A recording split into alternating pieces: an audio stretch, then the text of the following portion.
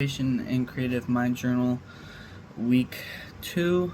This week in class we went over creativity and what it means to you. And what it means to me is, it's your own thoughts and what you create in your head during situations or just throughout the day. So I think it defines you as a person. It's your own thoughts and what you create. So it's what your mind does. And we also broke off into groups and we talked to people in our groups about a creative moment where they created something or did something to solve a problem, or it's just something that was going on. Mine was about sports. I talked about how in my senior year of wrestling, my sophomore year, I was wrestling with a buddy in our garage, and we were in a crab ride position, and I dove back and caught his head and pinned him there. And I was like, oh, it was a cool move. I never pinned this guy in my life. It's like, oh, it works or whatever. But I never really used it like that after that, because it was just like in a moment move. But my senior year in high school, I had this guy who I was pretty much kind of rivals with. He was number 2 in the state. I was number 2 in the state. He was number 3, and at our match at the Sci-Fair Open, which is like the biggest tournament in Texas. It was a 120-man bracket. In the finals, I was in the crab ride with like 20 seconds left. We were tied like 5-5. I dove back and caught his head and stuck him there. I didn't pin him, but I did win by points because of it. And I think that was a really creative moment of me, because I was able to use the move that I thought of years before in a situation that was like last second, and it just happened to work. And I think creativity can be like that in spur of that moments, or sometimes when you're under pressure you could think of something that you've used before, or something that maybe you haven't even thought of yet, and you put it into trial. And sometimes it works and sometimes it doesn't. That move does not work every time. It's not a guaranteed to work, but it just happened to work the one time I used it, which to me is something that's awesome, that an athlete or any person could do something like that, where they're under pressure and can just create something or do something on the spot that they're never used to doing. And I watched the videos in the innovation weekly thing. There's 2 of them.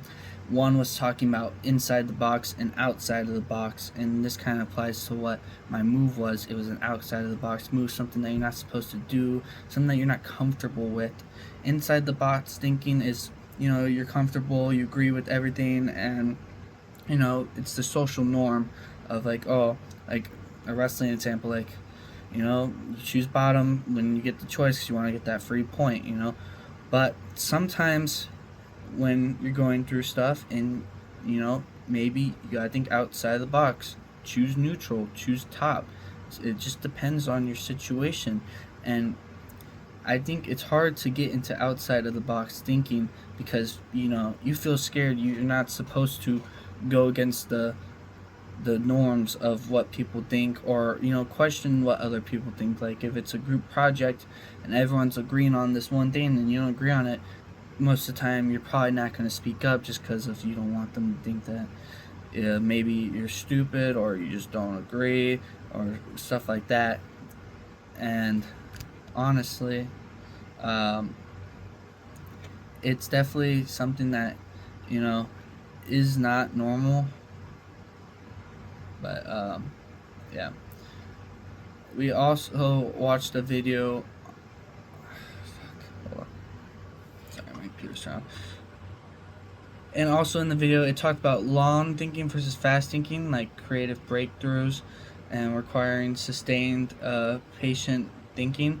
And something that he said in the video that really caught my attention was, like, when you listen to music, you don't judge just like a single note in the music. You judge you listen to the whole song through, and it creates a song. And that's how he said long thinking should be. You shouldn't just judge one of your thoughts on, like, oh wow, I don't know why I thought that, that's so stupid. Have it chained together to make what you're working towards, what you want to create. And that really kind of stuck with me, because maybe like some of the thoughts I'm having about like doing stuff or moving forward with my career aren't stupid. I just need to keep chaining them together to see the final thought or the final outcome of what I was thinking. And it is hard to get into the outside of the box thinking, but the more you do it and the more you practice it, the more that it will become a habit of doing it. Just like in anything in life, you're probably not going to be really good at it at first. That's just how life is. And you got to practice this stuff. And so you got to practice thinking outside the box. You got to practice, going against the grain, going against what other people think every now and then, just to see, you know, even if you're wrong, you're not always going to be right.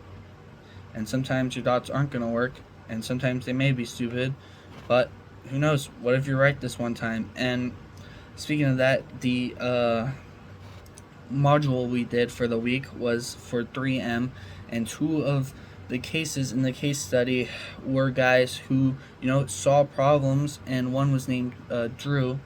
He saw the problem with the auto body shops when he went to talk to him about the sandpaper and stuff, that they were not being, this paint wasn't sticking and the adhesive wasn't working on it. And he really thought, like, how can I fix this? Like, he went outside the box. He thought, how can I fix this problem?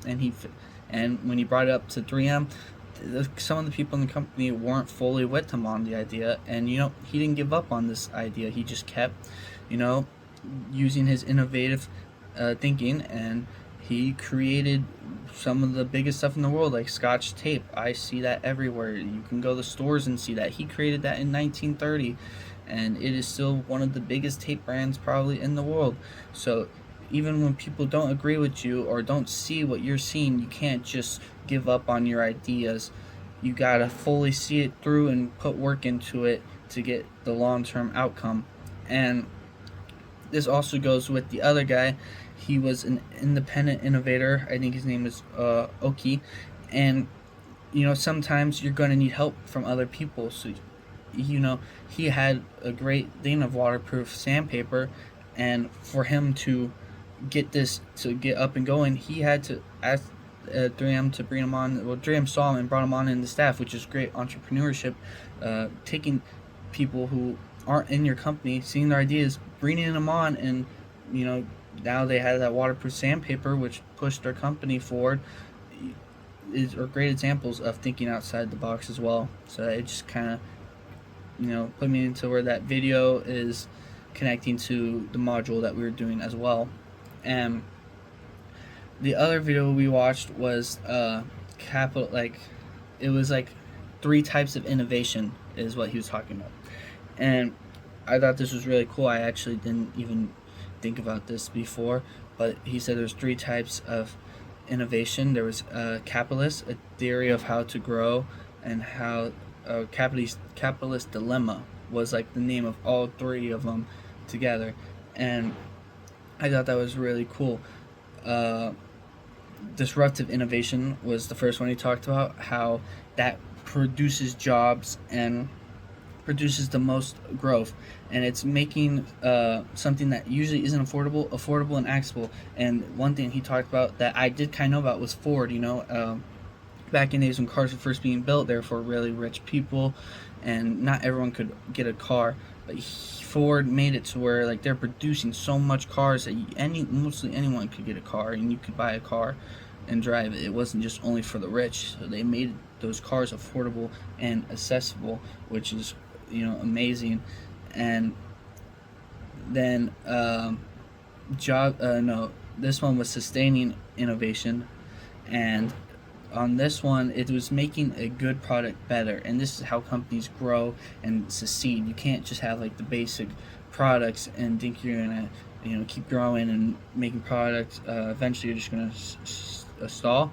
And this is just focusing on improving margins and market share, and it doesn't create a lot of net growth, but it is improving the products that you have. Like Ford making the higher brand cars, they make cars for everyone that anyone can buy it, but they also have their higher end sports cars and higher end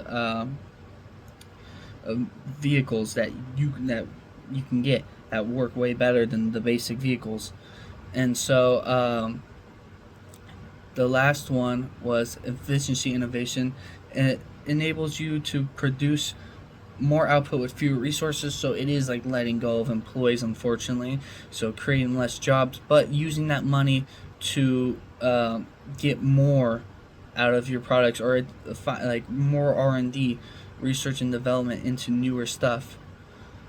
And for the two mindset problems questions, what do you do when you just don't know? For me, usually, if I don't know, uh, I'm not a very sociable person, so I probably won't ask. Usually, it matters what it is. I guess in class, I probably won't ask out loud, but I will try to ask the teacher after it's over, the class over. Or like in wrestling, I'll just ask my coach if what he thinks of the situation, or like what he thinks of the move that I don't know how to do, or like the position I get stuck in. I'll just ask, because they can sometimes they see something that I don't see, and I think that's important, especially because my coach, he knows a lot. He's done more in the sport than me, and he's going to be able to figure it out more than I am. And sometimes when you don't have people available, if you're just at home alone, you have great resources, Google and stuff. I use Google all the time to figure out stuff that I don't know and retain, or I try to watch videos on stuff to see. Like YouTube is a great thing. The other day I didn't know how to pop. My car was completely dead. I went home for Christmas, came back completely dead, couldn't get the hood open because I couldn't get inside the car. I figured it out by watching a couple videos on how to pop the hood without getting in the car. And so there's just so many ways nowadays to knowledge yourself on stuff you don't know. And how to get unstuck when you're stuck. That is also a hard one. I get stuck a lot, and sometimes it just could be the environment you're in. If you get stuck on a problem, like a question, maybe go for a walk, clear your mind. Your mind, it goes through a lot of stuff daily, and it takes in a lot of information and outputs a lot of information daily. So sometimes it's good to clear your mind. I like this thing, I do it called Wim Hof. It's a breathing technique, and it just calms me down, and I feel like that helps when I'm stuck in everything. Like when I'm stuck and I'm in wrestling practice where I just feel like I'm not having a good day, I do that stuff, I clear my mind, and I feel way better. So that's some of the stuff that I like to do to get unstuck. Sometimes you're not gonna be able to force it. Sometimes the problem will be too hard, and you just gotta take your time with everything. You can't rush greatness. You got to take your time and figure it out. And that is my mindset journal for the week. And see you next week.